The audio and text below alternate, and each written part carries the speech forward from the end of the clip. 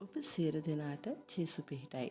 මගේ ආදරණීය සහෝදර සහෝදරියනි, ඔබ මම දන්නවා ස්වභාව ධර්මයේ තුල විවිධ ඍතුන් තිබෙන බව.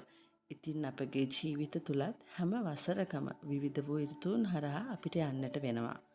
සමහර කාලයන් වලදී අපේ ජීවිතවලට දරා ගන්න බැරි ප්‍රශ්න, රෝග, බාධාවන් වැනි දේවල් එනවා. ඒ දේවල් දරාගෙන ටික කාලයක් ගමන් කරන විට ඒ හැම දෙයක්ම නැති වෙලා යන තවත් ඍතුවකට අපි යනවා. සමහර වෙලාවට ඊටමත් අධික වූ සතුටු කාරණා යෙදෙන දුක ප්‍රශ්න කියන දේ පේන්නවත් නැති ප්‍රීතිමත් කාලයක් එනවා.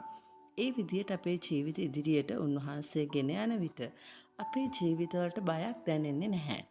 ඔබ දැන් කල්පනා කරලා බලන්න දෙවියන් වහන්සේ කරුණාව සමග මේ වසරේ පටන්ගත් දවසේ ඉඳලා මොන කාලයක්ද ගෙවුනේ කියලා. නමුත් මොන ඍතුවකට වාතාවරණයකට මුහුණ දුන්නත් ඔබ උන්වහන්සේ රැකවල් කොට තබා තිබෙනවා. දෙවියන් වහන්සේ හා සමග එහෙමත් නැත්නම් නැවුම් කරුවානන් සමග ගමන් කරන විට අපිට ඕනම කාලයකට මුහුණ දෙන්න පුළුවන්. හරියට ගස්වල කොළ හැලිලා වේලුණු ගහක් වගේ කාලයකදී සිටියත් අමතක කරන්න එපා. ඔබ තුල නැවත දළු දානවා කියලා. ඔබ තුල තිබෙන විශ්වාසය ඇදහිල්ල නිසා ඔබ තුල නැවත දළුලා අලංකාර වූ පිරුණු අනිත් අයට සෙවණක් වෙන ගසක් වෙන්නට ඔබට පුළුවන්.